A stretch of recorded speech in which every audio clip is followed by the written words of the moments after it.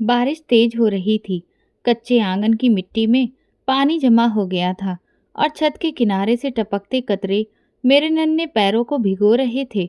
मैं दीवार के साथ लगकर खड़ा था और अंदर से मम्मी की हिचकियों की आवाज़ सुन रहा था। वह हमेशा कोशिश करती थी कि रोते वक्त मुझे आवाज़ न सुनाई दे, लेकिन बच्चा कितना ही छोटा क्यों ना हो, अपनी माँ का दुख महसूस कर ही लेता है। उस दिन पहली बार मुझे शिद्दत से एहसास हुआ कि मैं अकेला हूँ, मेरा बाप नहीं है। मम्मी ने मुझे गोद में उठाया, मेरे बालों को सहलाया और बोली, कार्तिक मेरे बेटे, भगवान ने हमें अकेला नहीं छोड़ा है, वो हमारे साथ है। वो हमारी आंखों में छुपे दर्द को समझने की कोशिश कर रहे थे, लेकिन उनके शब्द मेरे दिल में कहीं गहराई तक उतर गए। मैं सोच भी नहीं सकता था कि 1 साल की उम्र में मेरा बाप इस दुनिया को छोड़कर चला जाएगा और मेरी माँ की जिंदगी लगातार कुर्बानियों में ढल जाएगी। गांव में सब लोग जानते थे कि मेरा बाप एक मेहनती आदमी था, लेकिन मौत का लम्हा किसी के बस में नहीं। उनके मरने के बाद हम दोनों चाचा के रहमो करम पर आ गए। वो देश से बाहर रहते थे, भेजते तो थे कुछ पैसे, लेकिन कभी भी ये नहीं कहा कि मेरी विधवा भाभी और भतीजे के साथ भी अच्छा व्यवहार किया जाए। घर में राज चाची का था और उनकी नज़र में तो हम लोग सिर्फ बोझ थे। चाची की तेज आवाज़ मेरे कानों में गूंजती रहती, तेरी माँ को तो मैं नौकरानी बनाकर रखूंगी और तुझे भी कभी सुकून नहीं मिलेगा। उस वक्त मैं इतना छोटा था कि इन शब्दों का मतलब तो समझ ही नहीं सकता था, लेकिन उनके लहजे की कड़वाहट मुझे चुभती थी। मेरे दिन का सबसे कीमती पल वो होता जब मम्मी अपने नरम हाथों से मेरा चेहरा थाम कर कहती, बेटा एक दिन आएगा जब भगवान हमें खुशियाँ देगा, लेकिन याद रखना, खुशियाँ सिर्फ सब्र करने वालों को मिलती हैं। उनकी बातों में अजीब सी ताकत होती थी। मैं जिद करता कि मुझे वो खिलौना चाहिए जो मेरी चाची के बेटे के पास है, लेकिन मम्मी की एक नज़र देखते ही चुप हो जाता। चाचा का बेटा अमित रंगीन गाड़ियों वाले खिलौने, बड़ी बड़ी गेंदें और खूबसूरत कपड़े रखता था। वो जब बरामदे में बैठकर खेलता तो मैं दूर खड़ा देखता रहता। दिल चाहता था एक पल के लिए वो खिलौने मेरे हाथ में आ जाएं, लेकिन होंठ सिल जाते थे। मैंने अपने अंदर की इच्छाओं को मारना सीख लिया था। एक दिन हम दोनों घर के कोने में बैठे थे। मेरी चाची कमरे में आई और माँ को झटक कर बोली, ये कपड़े क्यों नहीं धोए? तुम तो कुछ कर ही नहीं सकती। काश मेरा पति समझता कि कितना बोझ हमारे कंधे पर है। मम्मी ने सर झुकाकर बस इतना कहा, मैं अभी धो देती हूँ। मैं मम्मी के काम पर हाथ देख रहा था। उस दिन मेरा बचपन जैसे पल भर में बड़ा हो गया। गांव के बच्चे मेरे साथ खेलने से भी कतराते थे। वो मेरा मजाक उड़ाते, ये देखो भिखारिन का बेटा आ गया। मैं खामोशी से उनके पास से गुजर जाता। दिल में तूफान उठता, लेकिन जुबान बंद रहती। मुझे एहसास था कि मेरी माँ ने कभी भी किसी से कुछ नहीं मांगा, लेकिन फिर भी लोग हमें बड़ी ही गिरी हुई नज़र से देखते थे। रात को जब सब लोग सो जाते तो मैं जागता रहता। अंधेरे में सोचता कि अगर मेरे पापा जिंदा होते तो शायद ये सब कुछ नहीं होता। लेकिन फिर मम्मी के शब्द याद आते, सब्र करने वालों को भगवान कभी खाली हाथ नहीं रखता। मैंने अपने आंसू पोंछकर नींद के हवाले हो जाता। मेरी माँ के सहारे ने मुझे जीना सिखा दिया था।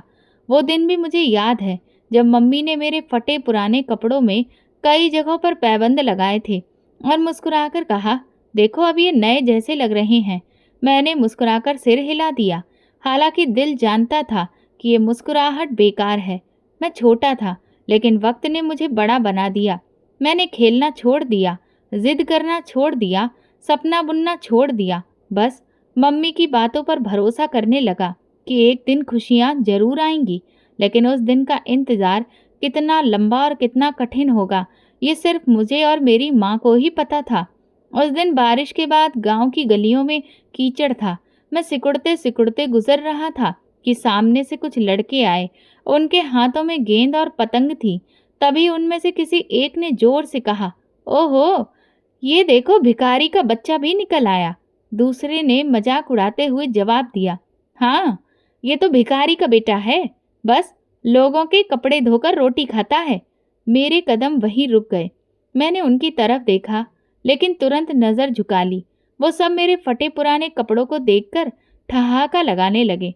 मेरी कमीज के हाथ पर मम्मी ने जगह जगह पर पैबंद लगाया था और मेरी चप्पल भी कई जगह से फटी हुई थी। एक लड़के ने जानबूझकर मेरी चप्पल की तरफ इशारा करते हुए कहा, अरे इसकी चप्पल तो देखो, बड़ी ही खूबसूरत लग रही है। इतना कहते ही वो एक बार फिर से जोर से हंसे। मैंने हिम्मत करके कहा, मैं भिखारी नहीं हूँ, मेरी माँ काम करती है। लेकिन इस बात पर तो जैसे वो लोग और जोर से हंसे। एक लड़के ने मेरा कंधा झकझोर कर कहा, झूठ बोलता है, तेरी माँ को तो सबने देखा है, वो कपड़े धोती है, बर्तन मांजती है, यही तो भिखारी है। मेरे कान लाल हो गए। मैं कुछ कहना चाहता था लेकिन शब्द मेरे गले में ही अटक गए। मैं वहां से निकलकर तेजी से गुजरने लगा। पीछे से फिर से आवाज आई, अरे रुको भिखारी साहब, तो नाराज हो गए? उन लड़कों की आवाज मेरे पीछे से आती रही और मेरे अंदर जलती हुई आग को और बढ़ाती रही। घर के अंदर आते ही मैं फिर से एक कोने में बैठ गया। मम्मी ने देखा तो परेशानी से पूछा, कार्तिक बेटा क्या हुआ है, तुम इतने चुप क्यों हो? मैंने नजरें चुरा ली और बस इतना कहा, कुछ नहीं मम्मी। लेकिन मेरी आंखें भीग गई थीं। मम्मी पास आकर मेरे कंधे पर हाथ रखकर धीरे से बोली, बेटा दुनिया कुछ भी कहे, हमें अपने कर्मों से जवाब देना है। लोग भले ही हमारे दिलों को तोड़ देते हैं, लेकिन भगवान हमारे दिलों को जोड़ेगा। कुछ दिनों में दिवाली आने वाली थी। मोहल्ले के सारे बच्चे नए कपड़े पहनकर खेल रहे थे। मैं घर के आंगन में बैठा अपनी पुरानी कमीज को देख रहा था। मम्मी ने पुराने कपड़ों को धोकर साफ किया और कहा, कार्तिक ये पहन लो, देखना बेटा ये भी अच्छे लग रहे हैं। मैंने उस कमीज को पहना लेकिन दिल में कांटे चुभ रहे थे। बाहर निकला तो बच्चे सब नए कपड़ों में चमक रहे थे। एक ने मेरी तरफ देखकर कहा, ये क्या, तू तो पुरानी कमीज में ही आ गया। दूसरा बोला, हाँ, इसके पास नए कपड़ों के पैसे कहाँ से आएंगे। सबने ठहाका लगाया। मैं चुपचाप खेल में शामिल होने की कोशिश की, लेकिन वो सब हट गए। एक लड़के ने गेंद हाथ में पकड़कर कहा, नहीं नहीं, इसे मत खिलाना, इसके कपड़ों से तो बदबू आती है। दूसरे ने तुरंत कहा, और अगर गेंद फट गई तो ये भिखारी कहाँ से लेकर देगा। ये सुनते ही मेरा दिल भर आया और मैं वापस घर की तरफ लौट आया। मम्मी ने दरवाज़ा खोल मेरी हालत देखी और बोली, क्या फिर किसी ने कुछ कहा है? मैं रुआसा होकर बोला, मम्मी सब लोग मुझे भिखारी कहते हैं ये भिखारी का बेटा है। मम्मी की आंखों में आंसू आ गए, लेकिन वो खुद को संभालते हुए बोली, बेटा लोग दिल दुखाएंगे, लेकिन तुम हमेशा याद रखना कि हम कभी मांगने नहीं गए। जो भी खाते हैं अपनी मेहनत का खाते हैं, यही असली इज्जत है। कुछ दिन बाद मैं बाहर खेलने के लिए गया। बच्चे इकट्ठे हो गए। एक ने कहा, हमें पतंग उड़ानी है, लेकिन इसे साथ नहीं ले जाना, ये तो हमारी डोर भी काट देगा। दूसरे ने तंज किया, डोर कहाँ से खरीद कर लाएगा, इसकी माँ तो सिर्फ पैबंद ही लगा सकती है। सब लोग जोर से हंसने लगे। मैंने हिम्मत की और कहा, मैं भी पतंग उड़ा सकता हूँ। वो बोले, तू कैसे उड़ा लेगा, तेरे पास तो पतंग भी नहीं है। मैं खामोश हो गया और उनके शब्द मेरे अंदर घुसते रहे। उस शाम मम्मी ने मुझे ठंडा पानी दिया और कहा, कार्तिक लोग क्या कहते हैं ये ज़रूरी नहीं है, ज़रूरी ये है कि भगवान की नज़र में हम क्या हैं। हम मेहनत करते हैं, किसी के हाथ आगे हाथ नहीं फैलाते। लोग जो मर्जी कहें, हमें सब्र से जीना है। मैंने मम्मी की बातों को दिल में बसा लिया, लेकिन अंदर कहीं जख्म हो गए थे जो हर तंज पर और भी ज़्यादा गहरे हो रहे थे। एक दिन मोहल्ले के नुक्कड़ पर सारे बच्चे इकट्ठे थे। उन्होंने खेल शुरू किया, लेकिन जैसे ही मैं पास गया, एक ने पत्थर उठाकर मेरे कदमों के पास फेंका और कहा, ये देखो, ये बच्चा तो गरीबों वाला खेल खेलेगा, इससे वही करवाओ जो इसके लायक है। मैं सोचने लगा कि आखिर मेरी गलती क्या है। सिर्फ ये कि मेरे कपड़े पुराने हैं और चप्पल फटी हुई है। मैं पलटकर घर आया तो मम्मी चौकी पर कपड़े तह कर रही थीं। उन्होंने मेरी हालत देखी लेकिन कुछ नहीं कहा, सिर्फ मेरा हाथ पकड़ लिया। उनकी आंखों से बहते आंसू उनके सब्र की गवाही दे रहे थे। मैंने भी उनसे कुछ नहीं कहा, बस तसल्ली से उनका हाथ पकड़कर बैठ गया। उसी दिन मैंने दिल में फैसला कर लिया कि एक दिन सबको दिखाऊंगा कि गरीब का बेटा होना कोई बुराई नहीं है। लेकिन उस वक्त के लिए माँ का आशीर्वाद और मेरे दिल की खामोश प्रार्थनाएं ही मेरा एकमात्र सहारा थी। गर्मी की एक दोपहर थी। आंगन में धूप तेज थी और मम्मी कपड़ों पर पैबंद लगा रही थी। अचानक मेरी चाची तेज लहजे में चिल्लाई, कार्तिक, मुफ्तखोर खड़ा क्या कर रहा है? दुकान से आटा और घी ले आ, वक्त बर्बाद मत कर, जल्दी जा। मैं सर झुकाकर अंदर आया तो मम्मी ने कहा, बेटा रास्ते में सीधा जाना, किसी भी जगह रुकना नहीं। मैंने इस बात पर सिर हिलाया और धीरे धीरे बाहर निकल आया। गली में जाते हुए मैंने अपने पैबंद लगे कपड़ों को कसकर पकड़ लिया। जेब में कुछ सिक्के थे जो मेरी चाची ने गुस्से से मेरे ऊपर फेंक दिए थे। दिल में बार बार डर उठ रहा था कि कहीं रास्ते में फिर से वही लड़के ना मिल जाएं, जिन्होंने पिछले दिनों मेरा मजाक बनाया था। बदकिस्मती से जैसे ही मैं नुक्कड़ पर पहुंचा, वो सब वहीं पर खड़े हुए थे। एक ने मुझे देखते ही आवाज दी, ओहो, ये तो भिखारी आ रहा है, देखो तो आज किसके पैसे चोरी किए हैं। दूसरे ने मेरी जेब पर नजर डाली और जोर से बोला, अरे ये तो सिक्के हैं, जरूर इसने किसी की जेब काटी होगी। मैंने उनके सामने हाथ जोड़ दिया, ये मेरे नहीं हैं, मेरी चाची ने दिए हैं, मुझे दुकान से सामान लेना है। लेकिन उनकी हंसी नहीं रुकी। एक लड़के ने तेजी से आगे बढ़कर मेरी जेब से सिक्के निकाल लिए और सबको दिखाते हुए बोला, लो जी, ये देखो, हमने इसे रंगे हाथों पकड़ लिया है। बाकी लड़के ठहाका लगाने लगे। मैं चिल्लाकर बोला, ये मेरी चाची के हैं, वापस दो। उन्होंने मेरी बात का मजाक बनाया। अचानक एक ने पीछे से धक्का दिया और मैं जमीन पर गिर पड़ा। धूल उड़ने लगी। उन्होंने मुझे घेर लिया और मारने लगे। एक ने लात मारी, दूसरे ने मुक्के बरसाए, साथ साथ आवाज आ रही थी, चोर है ये, सबके सामने साबित कर दो। मैं तड़पता रहा और बार बार दोहराता रहा, मैंने कुछ भी नहीं चुराया है, भगवान की कसम, ये सिक्के मेरी चाची ने दिए हैं। धीरे धीरे लोग गली में जमा होने लगे। कुछ रुककर तमाशा देखना शुरू कर दिए। एक औरत ने तंज किया, अरे हाँ, ये तो वही बच्चा है जिसकी माँ कपड़े धोती है, मुझे तो शुरू से ही शक था। दूसरी कहने लगी, चोर की पहचान यही है कि वह हमेशा इनकार करता है। किसी ने आगे बढ़कर रोकने की कोशिश नहीं की। सब मेरी बेबसी के मंजर को देखकर बस सर हिला रहे थे। मैं चिल्लाकर बोला, मेरी बात मान लो, ये सिक्के मेरे नहीं हैं, मेरी चाची ने दिए हैं। लेकिन कोई मेरी बात सुनने को तैयार नहीं था। एक लड़के ने मुझे बालों से पकड़कर खींचा और कहा, चोर को ऐसे ही सबक सिखाना चाहिए। उसी पल दुकान का मालिक वहां से गुजरा। उसने शोर सुना तो तुरंत आगे बढ़ा। उसने मेरे बाजू को पकड़कर लड़कों से अलग किया और जोर से चिल्लाकर कहा, क्या हो रहा है यहाँ? ये मेरा ग्राहक है, इसे क्यों मार रहे हो? इस पल सब लोग सहम गए, लेकिन उनमें से एक लड़के ने हिचकिचाकर कहा, ये चोरी करता है, हमने इसे पकड़ा है। मालिक ने सख्त निगाहों से सबको देखा और सख्त नजरों से कहा, झूठ मत बोलो, ये लड़का हमेशा मेरी दुकान पर आता है और ईमानदारी से सौदा लेकर जाता है। तुम सब शर्म करो, किसी बच्चे पर झूठा इल्जाम लगाते हो। मैंने चैन की सांस ली, आंखों में आंसू आ गए। मालिक ने मुझे सहारा दिया और जेब से सिक्के निकालकर वापस दे दिए। उन्होंने कहा, जाओ बेटे, सामान ले लो और डरना नहीं, मैं हूं ना। उनकी आवाज़ में ऐसा भरोसा था जो शायद पहली बार मुझे मिला। सामान लेकर जैसे ही मैं घर पहुंचा, मेरी चाची दरवाजे पर ही खड़ी थी। उन्होंने मुझे घूर कर कहा, इतनी देर क्यों लगा दी, कहीं और खेल रहा था ना?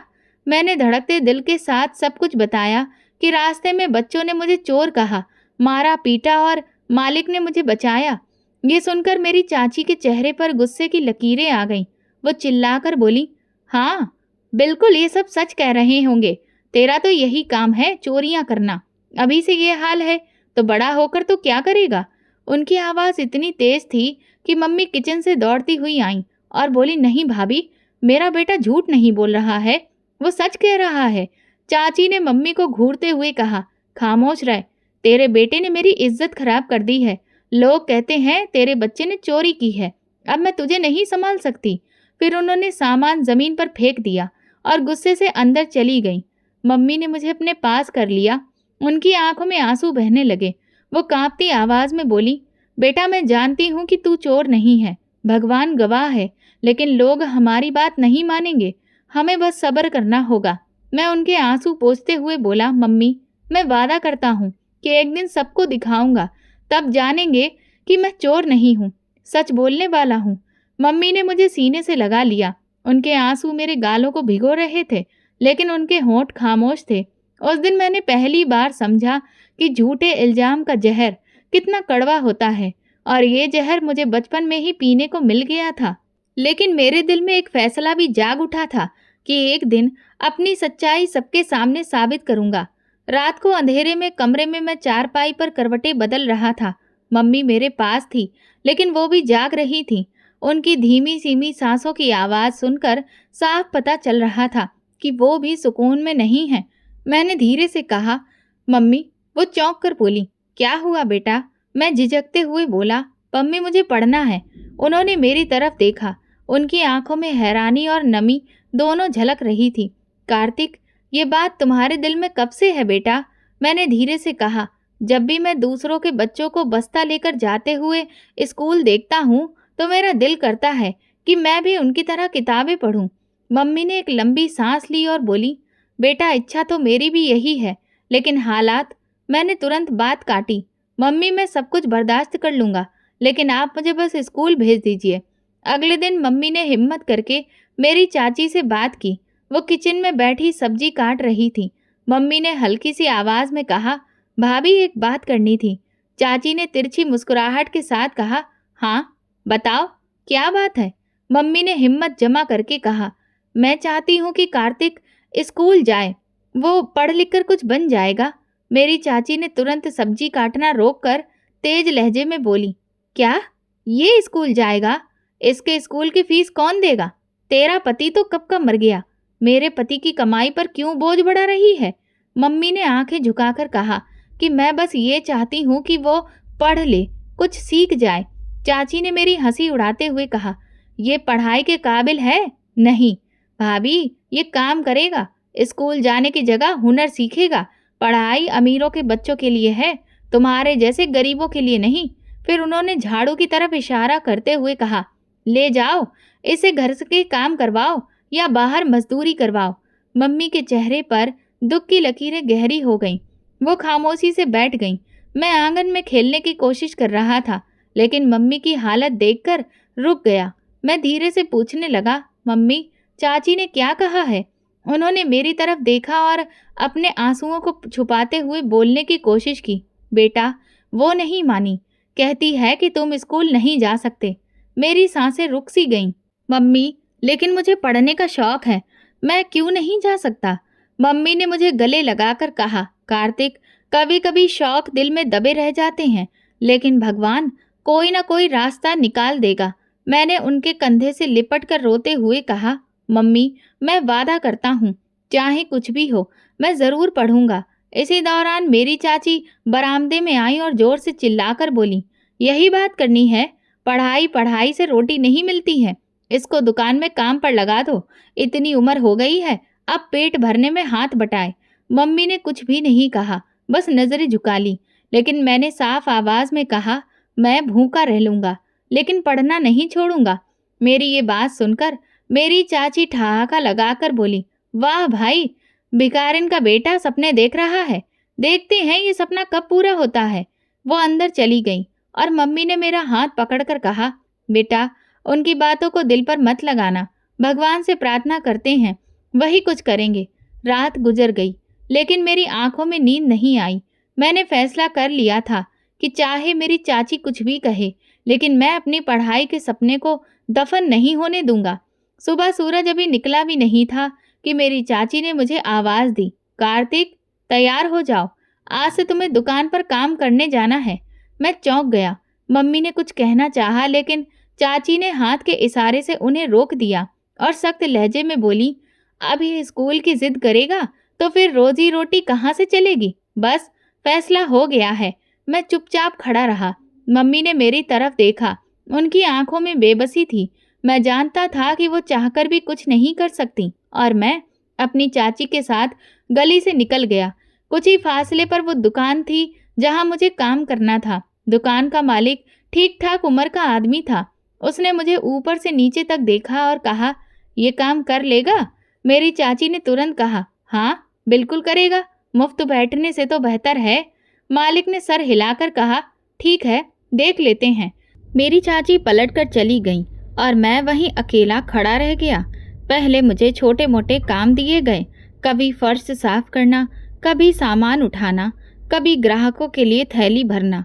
दुकान पर हर वक्त हलचल रहती, ग्राहक आते जाते और सामान खरीद कर चले जाते।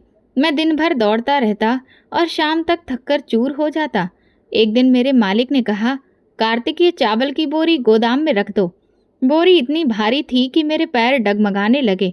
मैंने हिम्मत करके उसे उठाया, लेकिन हाथ कांपने लगे। बोरी जमीन पर रखते ही मेरी सांस फूलने लगी। मालिक ने हंसते हुए कहा, हिम्मत रख, काम सीख जाएगा। मैं सर झुकाकर बस जी कहा। कभी कभी जब दुकान खाली होती तो मैं दरवाजे के पास खड़ा हो जाता। सामने से स्कूल के बच्चे गुजरते, उनके कंधों पर बस्ता लटक रहा होता और वो आपस में किताबों के बारे में बातें कर रहे होते। मैं उन्हें देखकर एक ठंडी सांस लेता। दिल चाहता कि मैं भी उनके साथ चल रहा हूँ। एक दिन 2 बच्चे गुजरते हुए जा रहे थे। वो रुक गए। उनमें से एक ने कहा, देखो, ये वही है जो हमारे साथ खेलने की कोशिश करता था, अब दुकान पर नौकर बन गया है। दूसरे ने ठहाका लगाया, इसको स्कूल का क्या पता, ये तो थैले भरने के लिए पैदा हुआ है। उसके शब्द मेरे दिल को काट रहे थे, लेकिन मैंने कुछ भी नहीं कहा। मैं चुपचाप झाड़ू उठा ली। शाम को जब मालिक दुकान बंद करता तो मैं थका हारा बैठ जाता। हाथों पर छाले पड़ने लगे थे। मम्मी को कुछ भी नहीं बताया ताकि वो और परेशान ना हो, लेकिन अंदर ही अंदर मेरा दिल खून के आंसू रोता था। हर गुजरते दिन के साथ ऐसा लगता जैसे सपना दूर होता जा रहा है। एक दिन मालिक के बेटे ने दुकान पर आकर किताबें खोली। वो खिड़की के पास बैठकर पढ़ने लगा। मैं दूर से उसे देख रहा था। वो कुछ शब्द पढ़ रहा था और कलम से नोट्स बना रहा था। मैं पास होकर बस चुपचाप देखता रहा। दिल में चिंगारी फिर जल उठी। मैंने खुद से कहा, नहीं, ये मेरा सपना है, ये मर नहीं सकता, मैं भी पढ़ सकता हूँ। इसी दौरान मालिक ने मुझे आवाज़ दी, कार्तिक, यहाँ आओ, ये सौदा ग्राहक को दे दो। मैं चौंक कर अपने सपनों से बाहर निकला और तुरंत दौड़ गया, लेकिन पढ़ने की चाहत और बढ़ गई। दिन लंबे होते जा रहे थे, मेहनत बढ़ती जा रही थी, लेकिन पढ़ने की इच्छा खत्म होने की जगह और बढ़ती जा रही थी। मैं रात तक वापस आता। मम्मी मेरा चेहरा देखकर पूछती, बेटा तुम बहुत थक गए हो ना? मैं मुस्कुराकर कहता, नहीं मम्मी, सब ठीक है।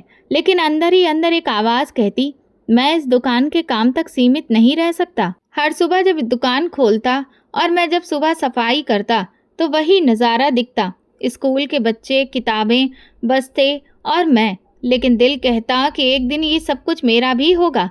दोपहर का वक्त था और ग्राहक कुछ कम थे। मैं सफाई पूरी करके थोड़ी देर चैन की सांस लेने के लिए दरवाजे के पास बैठना चाहता था। इतने में मालिक का बेटा अंदर आया। उसके हाथ में किताबों का ढेर और एक बस्ता था। वो बैठक के कोने में बैठ गया और किताबें खोलकर पढ़ने लगा। मैं झिझकते हुए उसकी तरफ देखा।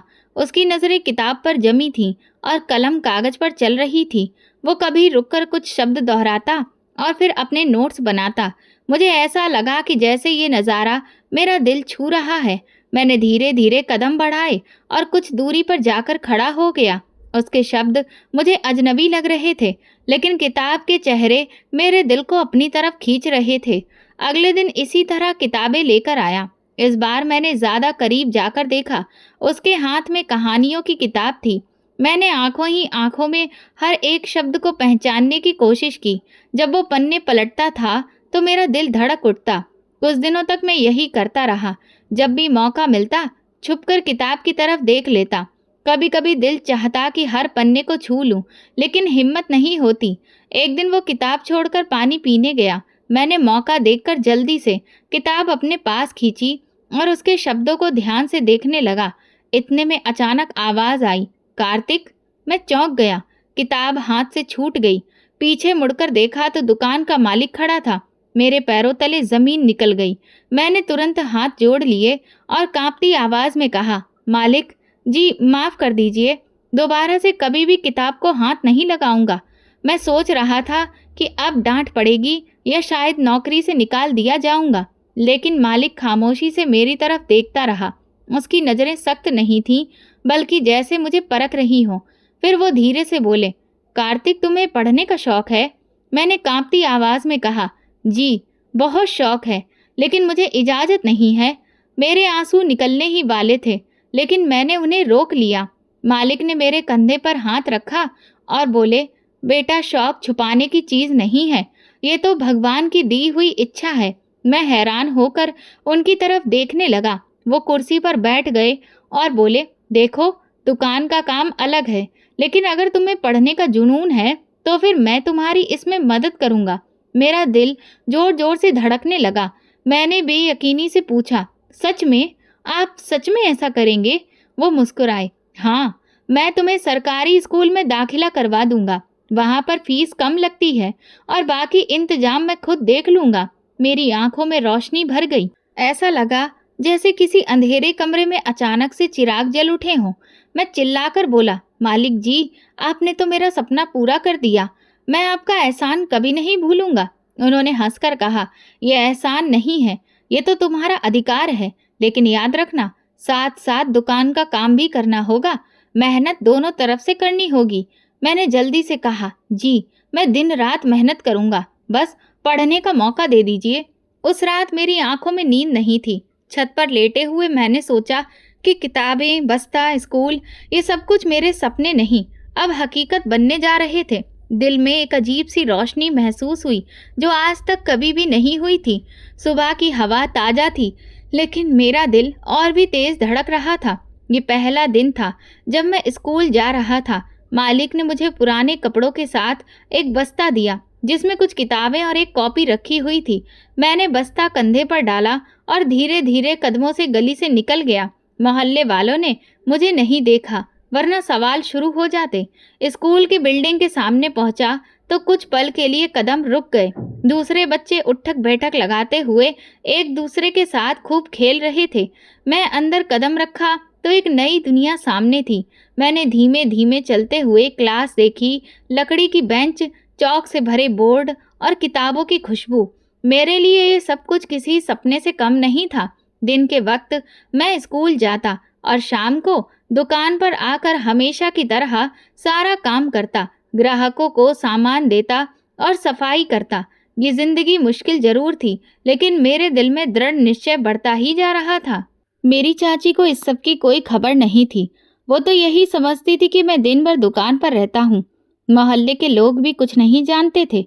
मैं खुद भी बहुत एहतियात बरतता था ताकि किसी को कोई शक न हो। बस्ता हमेशा दुकान के अंदर रख देता और घर सिर्फ खाली हाथ वापस आता। स्कूल में पढ़ाई मेरे लिए आसान नहीं थी। दूसरे बच्चे पहले ही बहुत कुछ जानते थे। मुझे बिल्कुल शुरू से सब कुछ शुरू करना पड़ा। कभी कभी शब्द ऐसे उलझ जाते, लेकिन टीचर के सब्र और मेरी लगन से धीरे धीरे मैं सब कुछ अच्छे से सीखने लगा। जब कभी कोई शब्द समझ में आता तो दिल में एक अजीब सी खुशी भर जाती। एक दिन स्कूल से वापस आ रहा था तो सामने वही लड़के खड़े थे जो मुझे पहले परेशान करते थे। उन्होंने मेरा बस्ता देख लिया। एक ने तंजिया हंसी के साथ कहा, वाह, भिखारिन का बेटा भी बस्ता लेकर घूम रहा है, क्या करेगा पढ़कर। दूसरा बोला, ये तो बस दिखावा है, असलियत में तो ये दुकान पर नौकर है। मैंने कोई जवाब नहीं दिया, बस बस्ता मजबूती से पकड़कर तेजी से आगे बढ़ गया। दिल में सोचा कि एक दिन यही बस्ता मेरा सहारा बनेगा। घर पर मम्मी को अभी तक कुछ भी नहीं पता था। मैंने सब कुछ राज रखा था, लेकिन एक शाम जब मैं किताबें खोलकर दुकान के कोने में पढ़ रहा था तो मालिक ने मुस्कुराकर कहा, कार्तिक, तुम्हारा पढ़ने का जुनून देखकर मुझे खुशी होती है, लेकिन तुम्हें घर पर भी थोड़ा सा वक्त निकालना चाहिए। अपनी माँ को बता दो। मैंने घबराकर कहा, नहीं मालिक, अगर मेरी चाची को पता चल गया तो सब कुछ खराब हो जाएगा। वो हंस दिए। चलो ठीक है, कम से कम अपनी माँ को तो खुशी दे दो। उसी रात मैंने हिम्मत की और मम्मी को बताया। मैंने बस्ता उनके सामने रखकर कहा, मम्मी ये देखो, मैं अब स्कूल जाता हूँ। मालिक ने मेरा एडमिशन करवा दिया है। मम्मी के हाथ कांपने लगे, उनकी आंखों में आंसू भर आए और वो बार बार दोहराने लगी, मेरा बेटा स्कूल जाता है, सच में? मैंने सर हिलाकर कहा, हाँ मम्मी, दिन में स्कूल और शाम को दुकान। वो रोने लगी और मुझे सीने से लगाकर बोली, भगवान तुम्हारे नसीब को बेहतर करे। मैं कभी सोचा भी नहीं था कि मैं ये भी दिन देखूंगी। उनकी खुशी मेरे लिए सबसे बड़ी ताकत थी। मैंने उनसे वादा किया, मम्मी चाहे कितनी ही मुश्किल क्यों ना हो, मैं पढ़ाई कभी नहीं छोड़ूंगा। दिन गुजरते गए, सुबह सवेरे स्कूल और फिर दोपहर दुकान। रात को जब सब सो जाते तो मैं दिए के तले पढ़ने के लिए बैठ जाता। कई बार मेरी नींद आंखों को दबाती, लेकिन मैं हिम्मत करके किताब खोले रहता। एक दिन टीचर ने मुझे क्लास के सामने खड़ा करके कहा, कार्तिक, ये कविता पढ़कर सुनाओ। मेरा दिल जोर जोर से धड़कने लगा। मैंने हिचकिचाते हुए पढ़ना शुरू किया। शब्द मुश्किल थे, लेकिन मैंने पूरी कविता पढ़ी। क्लास में बच्चों ने तालियां बजाईं। मेरा चेहरा खुशी से खिल उठा। ये पहला मौका था जब किसी ने मेरी तारीफ की थी। दुकान पर काम का बोझ कम नहीं था। कई बार बोरी उठाते हुए हाथ जख्मी हो जाते, ग्राहक डांट डपट भी देते, लेकिन मैं अंदर ही अंदर कहता, ये सब बर्दाश्त करना होगा, बस पढ़ाई नहीं छोड़नी है। मोहल्ले के कुछ लोग कभी कभी मालिक से पूछते थे, ये लड़का रोज कहाँ जाता है? मालिक बस हंसकर बात बदल देते। मैं पूरी कोशिश करता कि ये बात मेरी चाची तक खबर ना पहुंचे। उनका गुस्सा सब पर भारी था। माँ मुझे किताबों में डूबा देखती तो चुपके से आशीर्वाद देती। उनकी आंखों में सुकून था, जैसे वो समझ गई हो कि अब मेरा रास्ता बदलने वाला है। मैं जानता था कि ये सफ़र आसान नहीं है, लेकिन सपनों की पहली किरण मेरे पास थी। वो किरण जो मेरे अंधेरों को काटकर आगे बढ़ाने की हिम्मत दे रही थी। दिन रात मेरी मेहनत रंग लाने लगी। शुरू में मुझे मुश्किल आई, लेकिन धीरे धीरे सवाल, शब्द, वाक्य सब समझ आने लगे। टीचर अक्सर कहते, कार्तिक, तुम्हारी लगन दूसरों से ज़्यादा है। ये बात मेरे लिए इनाम से कम नहीं थी। कुछ महीनों बाद स्कूल में एग्ज़ाम में जब रिजल्ट आया तो मेरा नाम भी था। मैंने क्लास में अच्छी पोजीशन ली थी। टीचर ने मेरा नाम सबके सामने लिया और कहा, ये है वो बच्चा जिसने मेहनत से अपनी जगह बना ली। बच्चों ने तालियां बजाईं। दिल चाहा कि ये खबर मम्मी को सुनाऊं। घर पहुंचकर मैं जल्दी से बोला, मम्मी, मैं पास हो गया और सबसे आगे रहा। मम्मी ने भगवान का शुक्रिया किया और आंखों में आंसू लेकर कहा, बेटा, यही तो मेरा फ़क्र है। भगवान तुम्हारे भविष्य को बेहतर करे। उधर मेरी चाची का बेटा एक बहुत बड़े स्कूल में पढ़ रहा था। उसके पास यूनिफॉर्म से लेकर बेहतरीन सारी सुविधाएं थीं। जब वो सुबह कार में बैठकर स्कूल जाता तो पूरा मोहल्ला देखता। लोग कहते, क्या किस्मत है, अफसर बनेगा ये बच्चा। मैं एक तरफ खड़ा सुनता रहता। एक दिन मेरी चाची ने सबके सामने गर्व से कहा, मेरा बेटा शहर की यूनिवर्सिटी में पढ़ रहा है, बहुत बड़ा अफसर बनेगा। फिर मेरी तरफ देखकर तंजिया बोली, ये तो बैठकर दुकान पर सामान तोलेगा, पढ़ने से क्या होगा, इसका नसीब। उनके शब्दों ने मेरे दिल को चोट पहुंचाई, लेकिन मैं खामोश रहा। इसके बावजूद मेरी मेहनत कम नहीं हुई। अगले साल मैंने एग्ज़ाम में कामयाबी हासिल की। स्कूल के टीचर मेरी तारीफ करते, मालिक भी अक्सर कहते, कार्तिक, मुझे लगता है कि तुम बहुत आगे जाओगे। मैं मुस्कुराकर जवाब देता, बस मेरे लिए प्रार्थना कीजिए। मेरी चाची का बेटा जब यूनिवर्सिटी से छुट्टियों में घर पर आता तो घर में शोर हो जाता। उसके दोस्त आते, पार्टियां होती, खूब हंसी मजाक होता। तब सब उनकी तारीफें होती। मेरी चाची मेहमानों को बताती कि मेरा बेटा बहुत अच्छी पढ़ाई कर रहा है, कल को एक बहुत बड़े पद पर बैठा होगा। फिर मेरी तरफ इशारा करके कहती, ये देखो, अभी तक दुकान पर ही बैठता है। मम्मी सब कुछ सुनती लेकिन चुप रहती। जब मैं उनके पास जाता तो वो मेरे सर पर हाथ रखकर कहती, कार्तिक, सब्र रखो, मेहनत करने वालों का भगवान कभी साथ नहीं छोड़ता। स्कूल में मेरी कामयाबी बढ़ती गई। एक बार जिले के लेवल पर कंपटीशन हुआ। मैंने उसमें हिस्सा लिया और इनाम हासिल किया। टीचर ने सबके सामने मुझे शाबाशी दी। उसी पल मुझे लगा कि जैसे मेरे सपने धीरे धीरे हकीकत के करीब जा रहे हैं। घर आकर मैंने मम्मी को इनाम दिखाया। उनकी आंखों में खुशी छलक आई। वो कहने लगी, बेटा, यही दिन देखना चाहती हूँ। एक दिन मोहल्ले में महफिल लगी थी। लोग जमा थे और पढ़ाई लिखाई पर बात हो रही थी। एक आदमी बोला, पढ़ाई इंसान को ऊंचे पद पर पहुंचाती है। मेरी चाची बड़े ही फक्र से बोली, हाँ जी, देख लो, मेरा बेटा तो शहर की बड़ी यूनिवर्सिटी में पढ़ रहा है। फिर वो ताना मारते हुए बोली, और कुछ बच्चे तो ऐसे हैं जो बस सपने देखते हैं। सबकी नज़र मेरी तरफ उठी। मैंने दिल ही दिल में कहा, वक्त एक दिन सबको दिखा देगा कि सपने हकीकत कैसे बनते हैं। दुकान पर भी मेरा व्यवहार बदल गया। मैं सिर्फ काम नहीं करता, बल्कि खाली वक्त में किताब खोल लेता।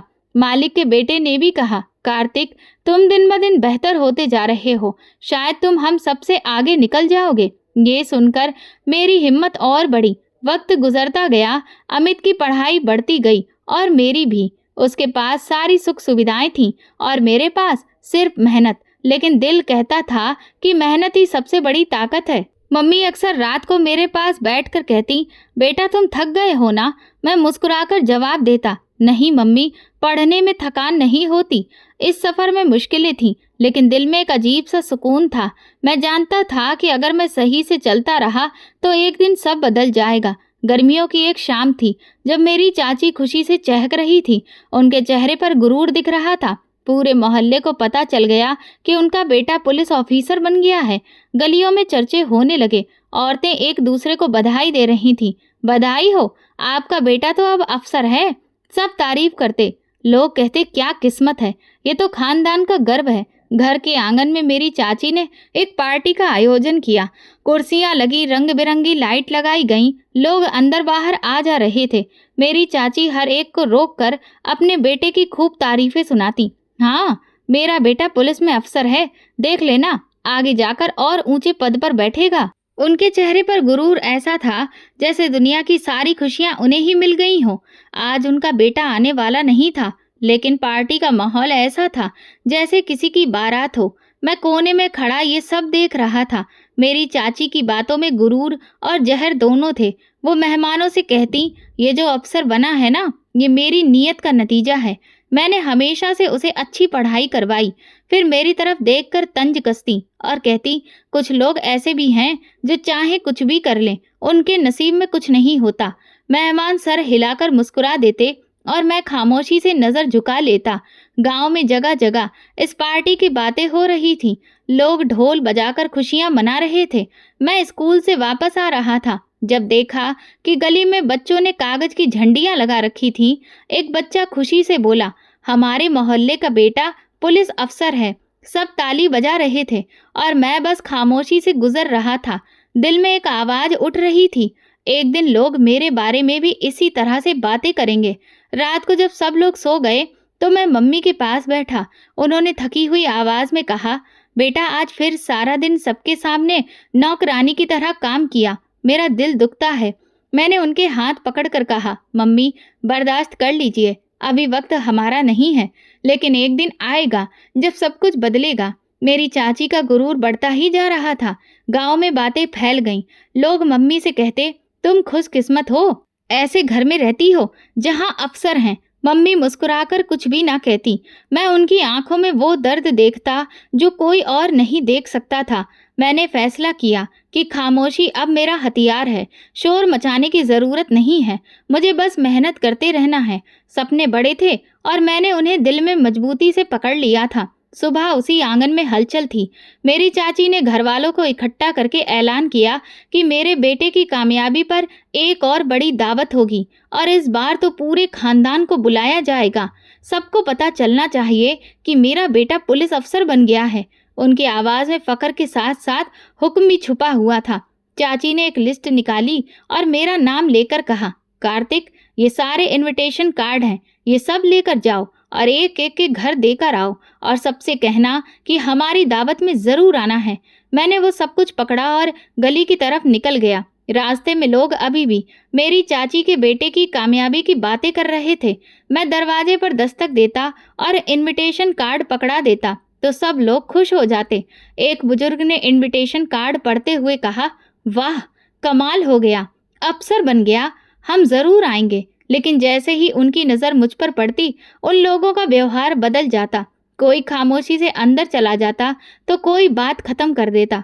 मुझे ऐसा लगता जैसे मैं सिर्फ एक बेकार इंसान हूँ जिसकी कोई भी हैसियत नहीं। इनविटेशन कार्ड बांटते हुए मैं बार बार सोच रहा था कि ये सब बहुत ही शान से हो रहा है, लेकिन इसमें मेरा और मम्मी का जिक्र कहीं भी नहीं है। हर एक को इस खुशी में शामिल किया जा रहा था, लेकिन हम लोगों के लिए बस मेहनत और सेवा है। शाम को जब मैं वापस आया तो देखा कि आंगन में कुर्सियां लगी थीं, बड़े बड़े खाने के बर्तन रखे हुए थे, हलवाई बुलाए गए थे, हर तरफ चहल पहल थी। मेरी चाची बार बार आकर हिदायतें देती, ये कुर्सियां सीधी लगाओ, बर्तन साफ करो, सब कुछ ऐसा होना चाहिए कि लोग देखते ही रह जाएं और तारीफ करें। मेरी मम्मी हमेशा की तरह झाड़ू, बर्तन और इधर-उधर के कामों में लगी थीं।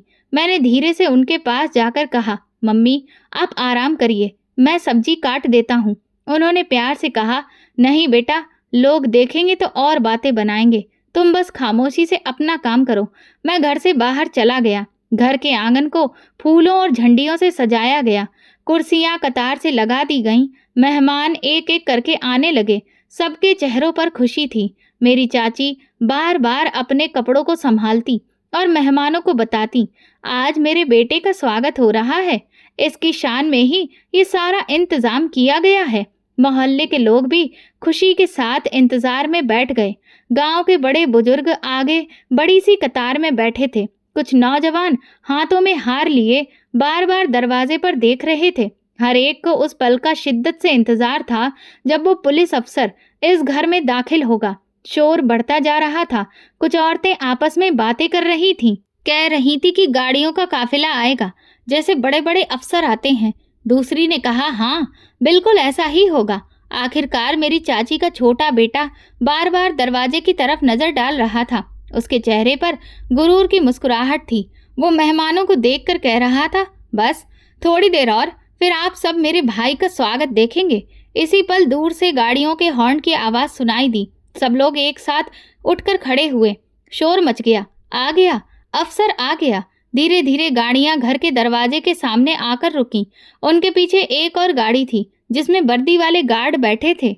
गार्ड गाड़ी से बाहर निकले और एक कतार में खड़े हो गए। माहौल में गंभीरता और जोश दोनों बढ़ गया। हर कोई सोच रहा था कि अब मेरी चाची का बेटा ही गाड़ी से बाहर निकलेगा। औरतें आगे बढ़ने लगीं ताकि पहली झलक देख सकें। बच्चे भी शोर मचाते हुए सामने आ गए। गाड़ी का दरवाजा खुला, सबने सांस रोक ली। अगले पल मैं बाहर निकला।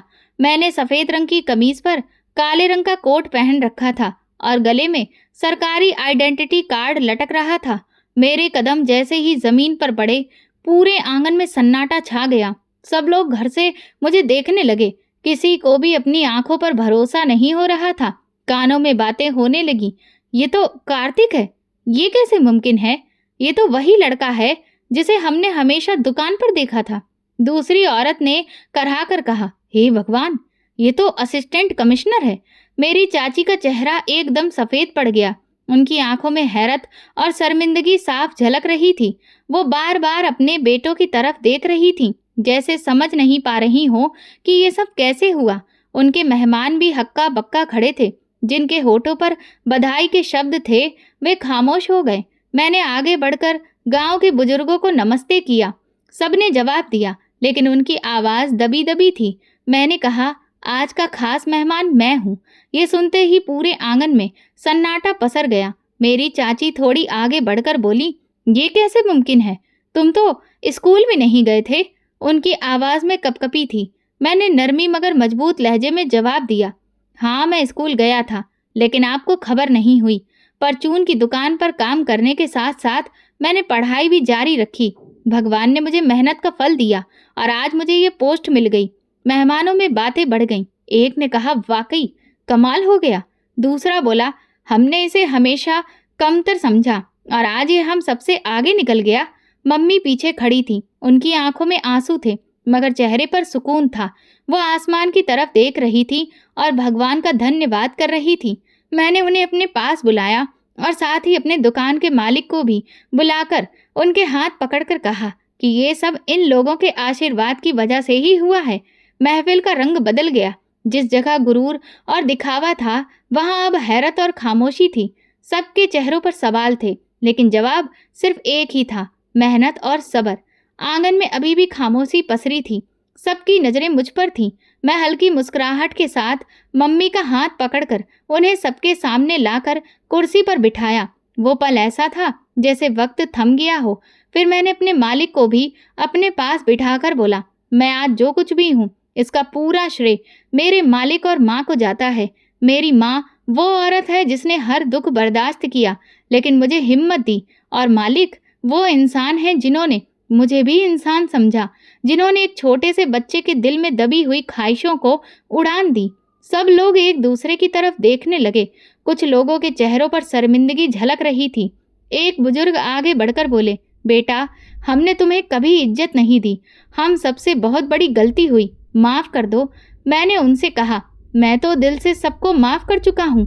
मेरा मकसद बदला लेना नहीं है, बल्कि सबको ये बताना है कि सब्र और मेहनत के साथ सब कुछ मुमकिन है। एक-एक करके सब लोग मेरे पास आ गए। किसी ने हाथ मिलाया तो किसी ने सर झुकाया। औरतें एक-एक करके मम्मी के पास गईं और बोली, हमने तुम्हें हमेशा नीचा दिखाया। ये हमारी सबसे बड़ी भूल थी। मम्मी की आंखों में आंसू आ गए, लेकिन वो हल्की मुस्कुराहट के साथ बोली, भगवान सब देखता है। उसी ने मेरे सब्र का फल दिया है। उसी पल अमित घर के अंदर आया। सब लोग हैरान रह गए, क्योंकि वो तो साधारण कपड़ों में था। मेरी चाची तुरंत दौड़ कर गई और उसे गिरेबान से पकड़ लिया। ये तूने क्या किया? तू तो अफसर बनने वाला था। उसने अपनी माँ से माफ़ी मांगी और बोला, मुझे माफ़ कर दो, मैं गलत संगत में पड़ गया था। मैंने तो आपसे झूठ बोला और ये सिर्फ इसलिए किया ताकि आपको तसल्ली हो जाए और आप खुश हो जाओ। फिर वो मेरी तरफ बढ़ा और बोला, मुझे माफ़ कर देना भाई, मैं हमेशा तुम्हें बेकार समझता रहा और तुम्हें अपने जूते की नोक पर रखा, लेकिन सच्चाई तो कुछ और ही निकली। तुम चाहो तो मुझसे बदला भी ले सकते हो। मैंने उसका हाथ पकड़कर कहा, मैं इतना छोटा नहीं कि तुम्हें भी वैसे ही नीचा दिखाऊं। भगवान ने मुझे जो इज्जत दी है, बस उसी में मैं बहुत खुश हूँ। तुम भी अपनी मेहनत जारी रखो। ये कहकर मैंने उसका हाथ छोड़ दिया। अमित की आंखों में हैरानी थी कि मैं उसे नीचा नहीं दिखा रहा। मेरी चाची सब कुछ सुन रही थी। उनके चेहरे पर गुस्सा दिख रहा था। वो धीरे धीरे आगे आईं और मम्मी के पैरों में बैठ गईं। बहन, मैंने तुम्हें बहुत परेशान किया, तुम्हारे बेटे को ताने दिए, लेकिन आज मेरा गुरूर टूट गया। मुझे माफ़ कर दो। मम्मी ने उन्हें उठाया और कहा, माफ़ी भी भगवान से मांगो। महफिल का माहौल बदल चुका था। जो लोग पहले सिर्फ मेरी चाची की तारीफें कर रहे थे, अब मेरी माँ की कुर्बानियों की बातें कर रहे थे। एक औरत बोली, ये है असली कामयाबी, जो बेटे को मेहनत और दुआ से ये मुकाम मिला है। दूसरी कहने लगी, वाकई में माँ का दर्जा बहुत ऊंचा है और सच में तुम्हारे मालिक ने जो काम किया है वो इंसानियत में बेमिसाल है। मैंने सबके सामने कहा, इंसान कभी छोटा नहीं होता और ना ही गरीबी उसे नीचा करती है। असली बात यह है कि वो अपने सपनों के लिए कितनी मेहनत कर रहा है। अगर अमीर लोग गरीबों का साथ दें तो कोई भी बच्चा पीछे नहीं होगा, जैसे कि मेरे मालिक ने मेरा साथ दिया। मम्मी ने मेरी तरफ देखते हुए कहा, बेटा, आज मेरा दिल सुकून में है। जो सपने देखने की मैं हिम्मत नहीं कर सकती थी, आखिर वो सपना पूरा हो गया। मैंने उनके पैर छूकर कहा, मम्मी, ये सब आपके और मालिक की वजह से ही है। लोग बार बार आकर मेरे पास माफ़ी मांगते रहे। मैंने सबसे कहा कि अपने अतीत को छोड़कर आगे बढ़ो। अब हमें एक दूसरे का सहारा बनना है। जब मेहमान जाने लगे तो मम्मी मेरे पास आकर बोली, बेटा, देख लिया, भगवान ने आज कैसे हमारे सब्र का फल दिया है। हमेशा याद रखना, गुरूर मत करना, भगवान ही सब कुछ करता है। मैंने सर झुकाकर कहा, हाँ मम्मी, ये सबक मैंने आपसे सीखा है। मैंने मम्मी का हाथ पकड़कर कहा कि अब मैं आपके जीवन को खुशियों से भर दूंगा। जो कुछ आपसे छीना गया वो सब लौटा दूंगा। मैंने मालिक से भी कहा कि जीवन में आपको कभी भी मेरी कोई भी ज़रूरत हो, एक बार भी मत हिचकिचाइएगा। जिस तरह से आपने मेरा साथ दिया है, मैं मरते दम तक आपका एहसानमंद रहूंगा। ये पल मेरी जिंदगी का सबसे कीमती लम्हा था। इसमें कोई हार नहीं बल्कि जीत थी। ईमानदारी, सब्र, मेहनत, इन सब की यही असली ताकत है। इसीलिए हमें कभी किसी को कमज़ोर नहीं समझना चाहिए, क्योंकि सबसे बढ़कर भगवान है। तो दोस्तों, अगर आपको हमारी ये कहानी पसंद आई हो तो प्लीज़ कमेंट करके ज़रूर बताएं। वीडियो को लाइक करें और ज़्यादा से ज़्यादा शेयर करें। अगर आप हमारे चैनल पर नए हैं तो सब्सक्राइब जरूर करें और नोटिफिकेशन बेल दबाएं ताकि अगली अपडेट सबसे पहले आपको मिले। धन्यवाद।